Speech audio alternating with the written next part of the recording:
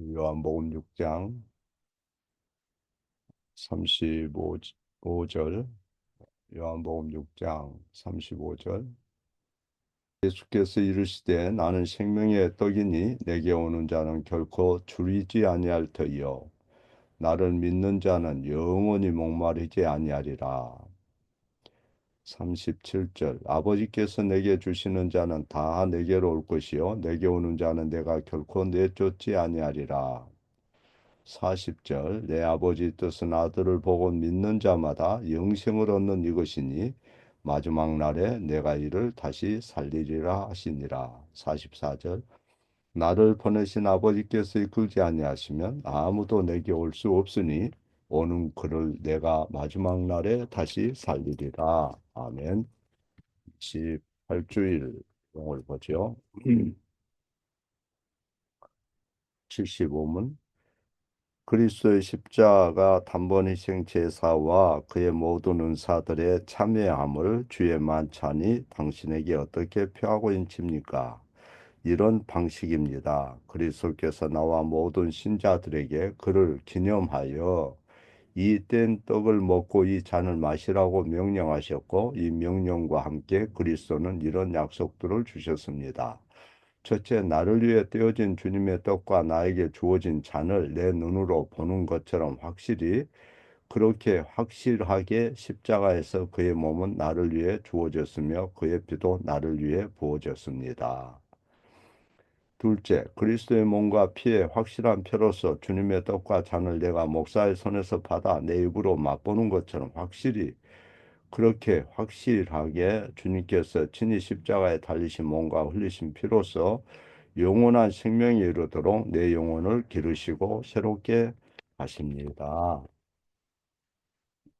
지난 시간에 우리는 세례 교리를 배웠죠. 세례가 뭐냐? 세례에 대한 것은 A, B, C, D 중에서 A에 해당하는 것이고 가장 기독교의 기본 핵심 교리라 할 수 있어요. 세례는 사람이 하나님께 진술하는 게 아니고 사람이 사람께 얘기하는 것도 아니고 하나님께서 우리에게 약속하신 것을 서명하고 임봉하는 거예요. 네, 하나님께서 약속하신 것이다. 네, 하나님께서 우리에게 말씀하신 것을 임봉하는 거죠. 그러니까 교회에 입회, 교회에 가입하는 거예요. 언약에 에, 이 참여하는 그런 성례가 세례예요. 교회 가입을 눈에 분명히 볼 수 있도록 환영하는 거죠. 그러니까 언약에 가입하는 것은 하나님이 주도하는 거예요. 교회 가입한다, 내가 교회 회원이 됐다 하는 것은 하나님께서 주도하는 거예요.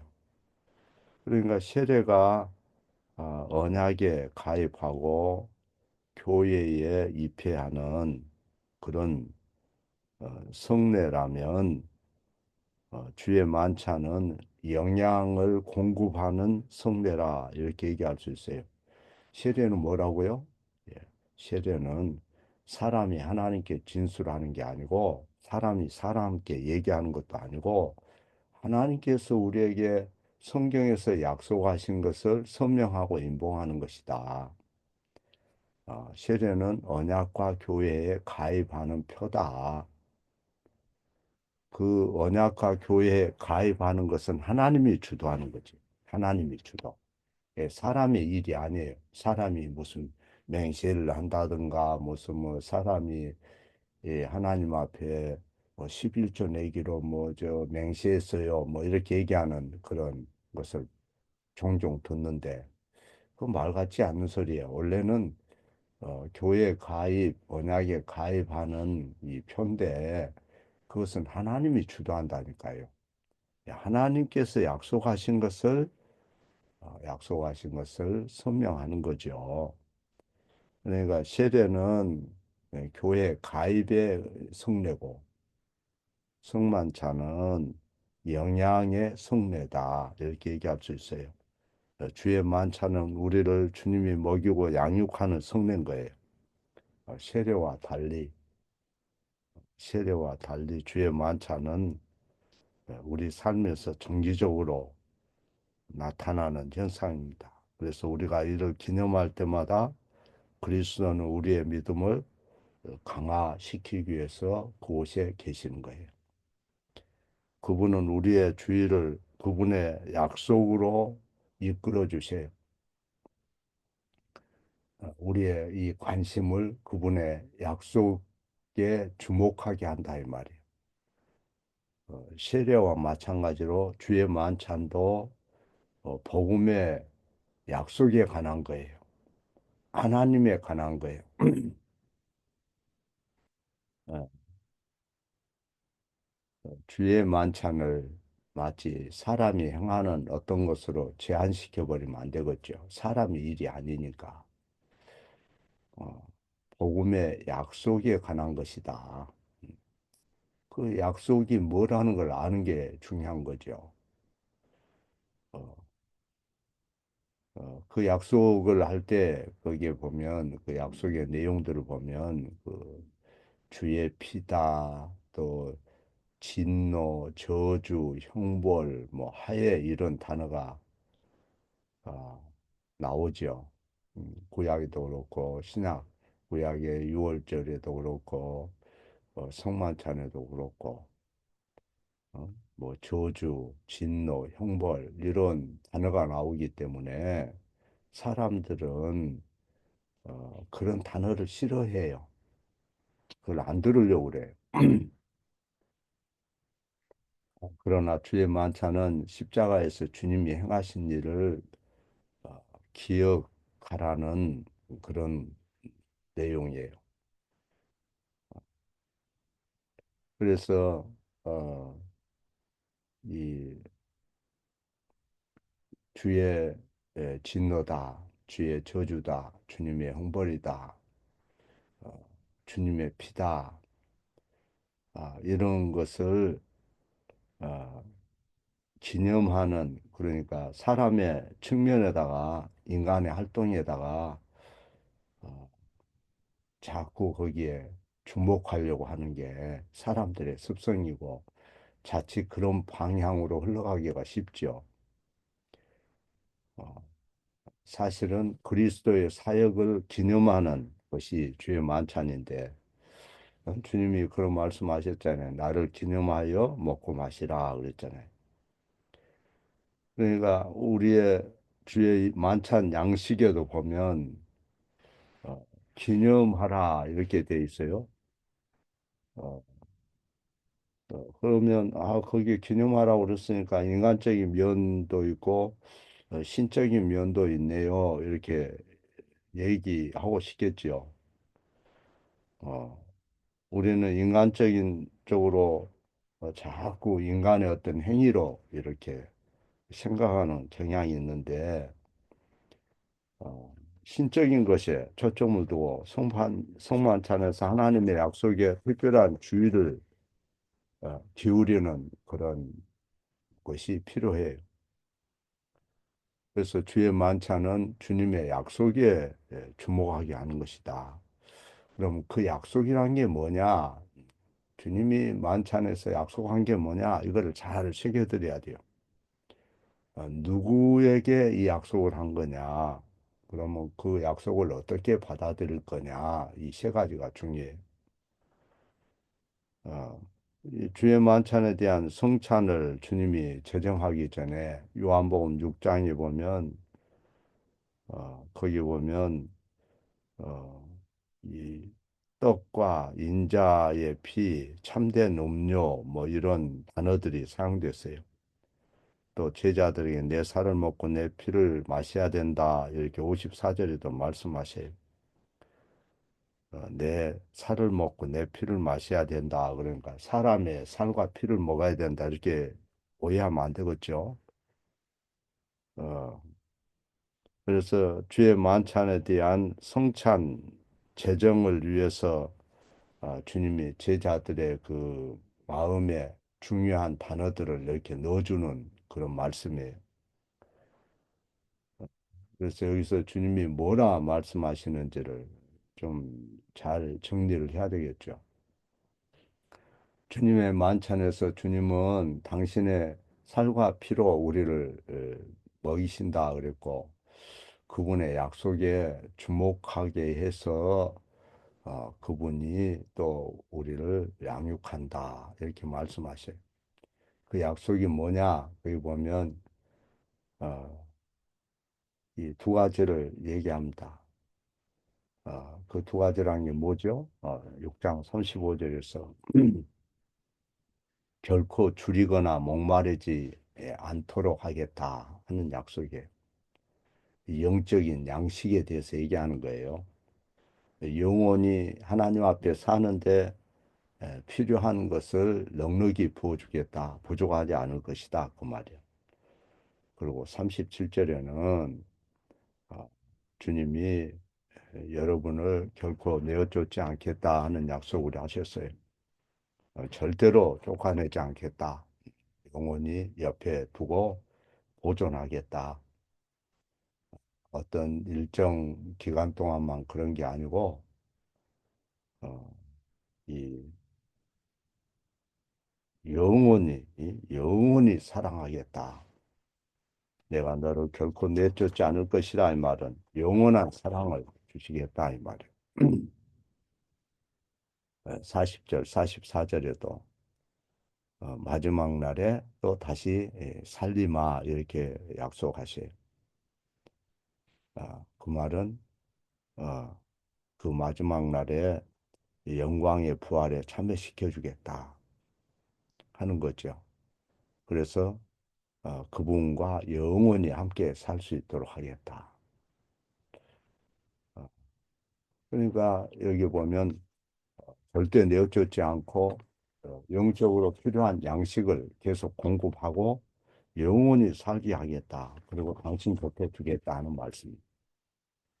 누가 그러한 영광에 그러면 참여하는가 할 때 51절에 이 떡을 먹으면 이렇게 돼 있죠. 57절에도 나를 먹는 그 사람이라 그랬고 58절에는 이 떡을 먹는 자다 그랬어요.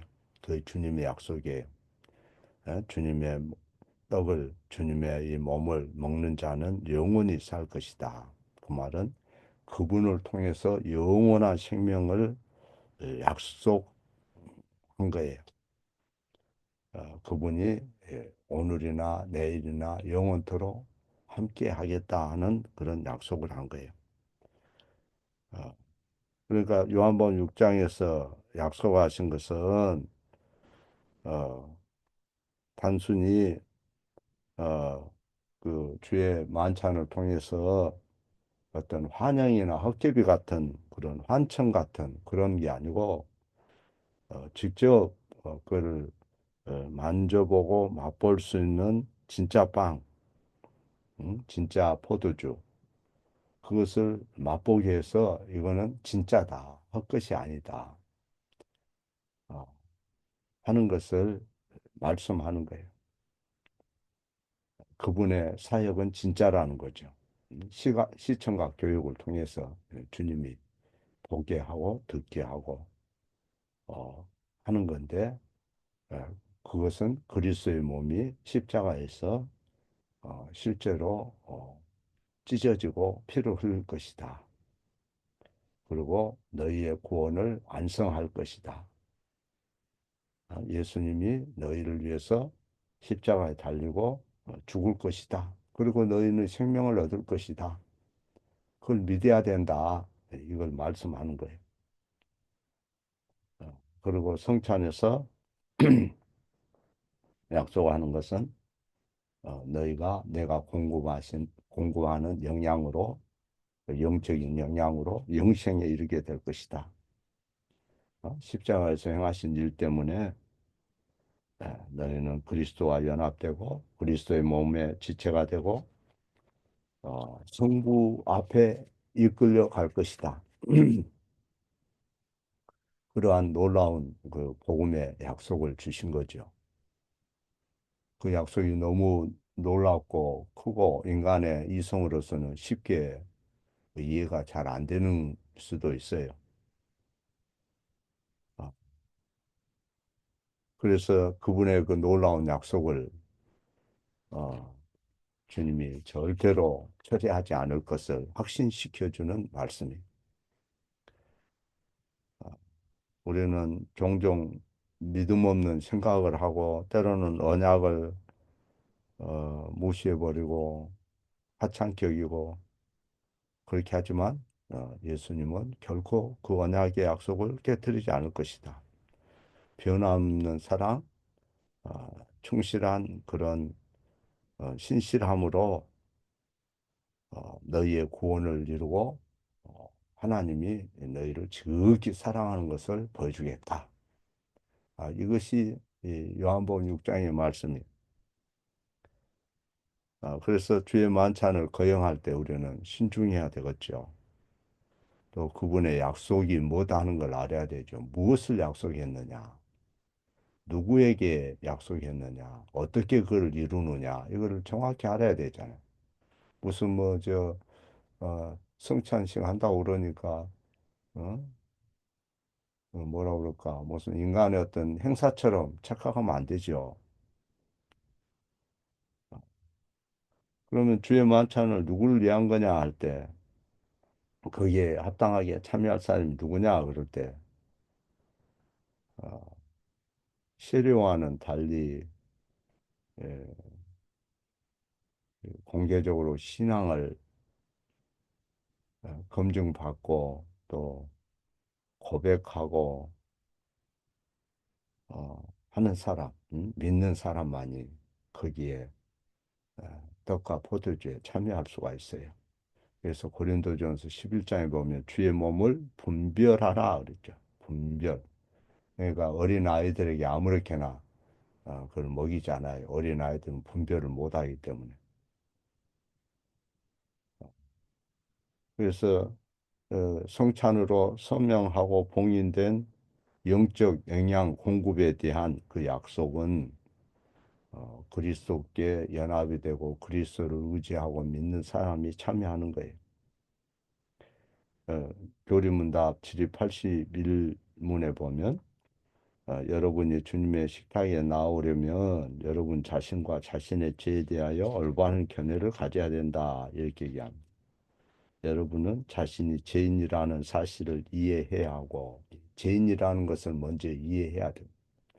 자기 죄를 미워해야 되고 죄와 맞서 싸워야 한다 그랬어요.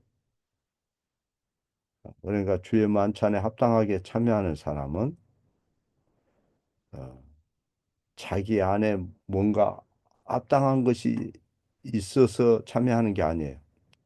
나는 하나님 앞에 에, 아무런 것도 내세울 것이 없고 어떤 의도 없다. 나는 착한 사람도 아니고 나는 인생 파산자다. 이걸 이해를 할 수 있어야 돼. 자기가 얼마나 큰 죄인인지 아는 사람. 응? 내가 얼마나 부족한 사람인지, 내가 얼마나 고집이 세고 왜곡되고 뒤틀려 있고 삐뚤어진 사람인지, 그거를 아는 사람이 참여하는 거예요. 내 안에 무슨 선한 행위가 있어서 참여하는 게 아니에요. 그 죄인됨을 철저히 아는 사람. 그러나 내게 구주가 계시다는 것을 또 믿는 사람. 내가 부족하고 죄가 많고 허물 많고 나는 자격이 없어요. 늘 넘어져요. 늘 말도 실수하죠. 생각도 뒤틀려 있죠. 사물을 보는 눈이나 역사를 바라보는 사관이나 사람에게 대하는 태도도 뭔가 어설프고 갖춰지지 않았고 때로는 어색하고 어? 때로는 사람들이 나 무시한 것 같고 이렇게 부족하지만은 예수님의 그 십자가의 보혈로 내가 용서를 받았고 모든 죄가 씻겨졌고 그러나 주님이 나를 용납하시고 은혜 가운데 나를 품으시고 영적인 양식을 공급해서 결코 내어쫓지 않는다 하는 것을 믿어야 되겠죠. 주님에게서 멀어지면, 말씀을 듣지 않으면 누구든지 마음이 완악해서 믿음이 자라지도 않을 뿐만 아니라 사고방식이 고쳐지지 않아요. 그러나 주님은 우리를 변화시켜 가는 거예요. 부족하지만 주님이 버리지 않고 그분의 약속을 바라보게 하고 그분께 시선을 고정하게 하고 성찬에서 주님이 떡과 포도주로 약속한 그것을 바라보게 하세요. 그러나 자기 죄를 인정치 않고 자기가 최고라고 생각하고 회개하기를 거부하는 사람은 아무리 성찬 때도 아무 의미가 없어요. 오히려 하나님 앞에 징계만 받아요. 위선자라고 그러죠, 위선자. 자기의 의의 가면을 쓰는 사람. 자기의 내세우면 안 돼요, 교회는. 그래서 다들 상대도 약하고 나도 약하고 언제 넘어질 줄 몰라요. 언제 또 삐딱할 줄 몰라요. 언제 또 비뚤어지고 언제 또 못된 짓 할 줄 몰라요. 그러나 주의 성령이 우리를 죄를 미워하게 하고 또 어, 죄를 대적하게 하고 그리고 자신의 죄악을 알게 하고 예수 그리스도를 바라보게 하고 어, 그렇게 하는 거예요. 그래서 주의 몸을 분별하라 이 말씀이 나오는 거예요. 고린도전서 11장. 그러나 회개하지 않고 죄 가운데 살면서 주의 만찬 100번, 1000번 먹어도 오히려 두들겨 맞기만 하지 그 아무 의미가 없어요. 우리 장로들은 주의 만찬을 지키는 거예요. 하나님의 양떼의 목자이기 때문에 성찬에 그 식탁의 거룩함을 지켜야 돼요. 양들의 행복을 지키고